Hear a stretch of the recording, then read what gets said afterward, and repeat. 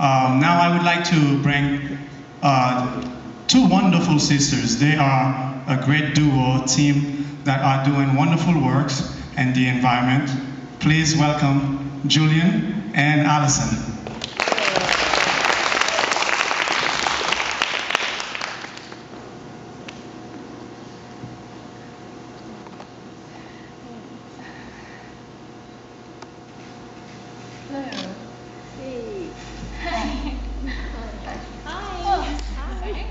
Hi everyone, how are you doing?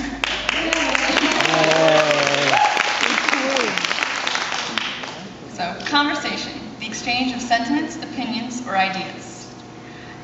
For us, this is a pretty big exchange. There's a lot of us, and really that's the key word when it comes to conversation. And in fact, this is an exchange between us. So, welcome to our exchange. Hi, I'm Allison Samowitz. And hi, I'm Jillian Samowitz. As you can see, we're twins. The great thing about being a twin is there's always someone to interact with you, to share those ideas, and to keep that exchange going. And as we've grown older, our conversations have evolved into something greater. One of the greatest and biggest conversations we've ever had was about 2 years ago after the Gulf oil spill. And, we created an organization called Proceed to Green. So Proceed to Green essentially is a nonprofit organization that matches communities to the right community service projects that benefit in an ecological and fiscal way.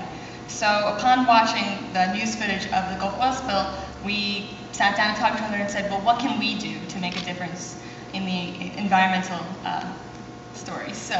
And right away we wanted to start with a big bang and just get people really interested and excited about the environment. And so we created something called an event. An event is an ecological day where we bring local vendors who help support ecologically friendly activism and awareness and education.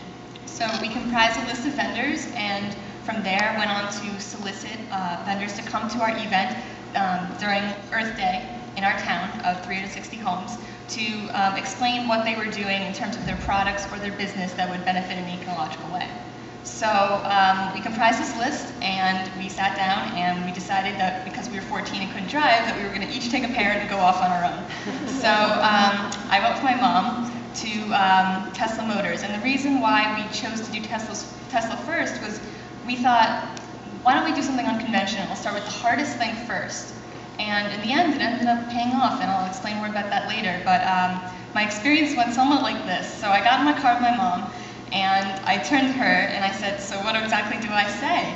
And she said, well, just be yourself and explain what you're doing and what the event is. And I said, oh yeah, because that's going to work. Okay. So I took a pen and I tried to write a script on my hand and see how that went, but I ended up kind of sweating it off and twiddling my fingers as I kind of am doing right now.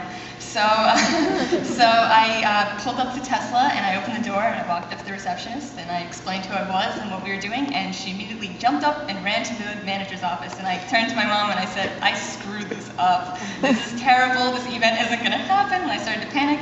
Then she came back out with the manager and I said, okay, we're getting kicked out. Let's go now. And actually the manager really took me aback. He shook my hand and said that he would personally like to come to our event and bring a Tesla car for people to drive in and supply their own tent, and the receptionist wanted to come too.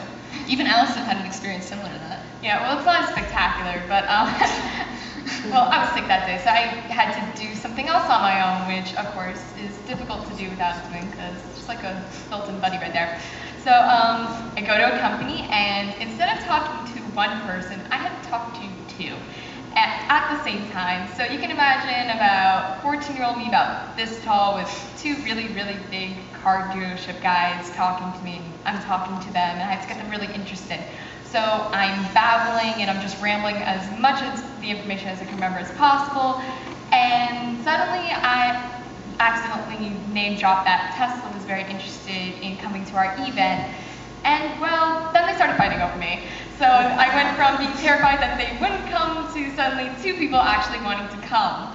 That was a very interesting experience for me. So the unconventional advice that we received from that experience was that if you start with the hardest thing possible, even if you don't succeed, things will still come out of it. But if you do succeed, you'll know that you can actually do anything. From there, we were able to go to tons of other vendors and be more confident and explain who we were with more assurance.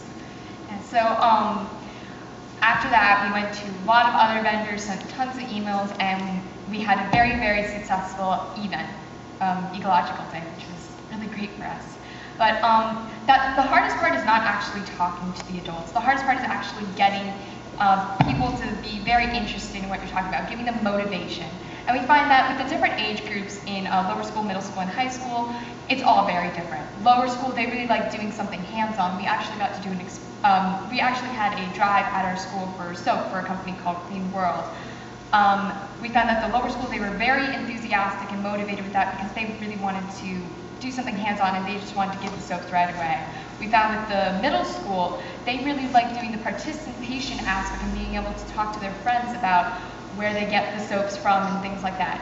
High school was the most difficult, as we know, because we're in high school. They really wanted to know the why something is done, why they should be motivated to do something, and why it should be important.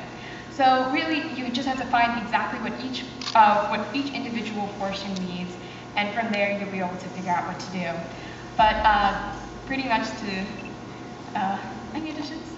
Well, besides that, we also learned that being a youth is actually more powerful than you think. You know, we were afraid that it would be an obstacle that we'd have to overcome, but I think it was more of an advantage to us in the long run that we were younger students passionate about something. Adults are really willing to help you if you're interested in something. If there's something that you're passionate about and you want to do something, they will help you because there's nothing more important to them than helping you succeed. And so although we did suffer some roadblocks, you know, some vendors didn't come, overall we had an amazing turnout just because we were interested in doing something and we wanted to take action.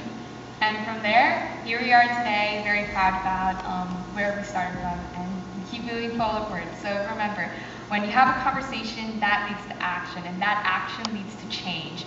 So we leave you with this final question: what will your next conversation be? Thank you. Thank you so much.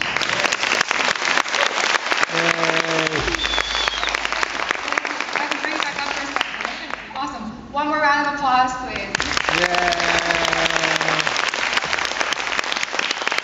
Now, I know you're being modest, but tell me a bit more about the activities that you had at that event. Well, we got several car companies to come out and bring cars that day. We had 3 different solar companies actually come out, which is amazing considering that Florida doesn't have more solar initiatives. We had sneaker take back, electronic take back. We had lots of, we had a glasses collection, we had a Croc collection, sneaker collection. It was great. And we had a book collection for a local children's hospital. Basically anything that you had stored in your garage that was just sitting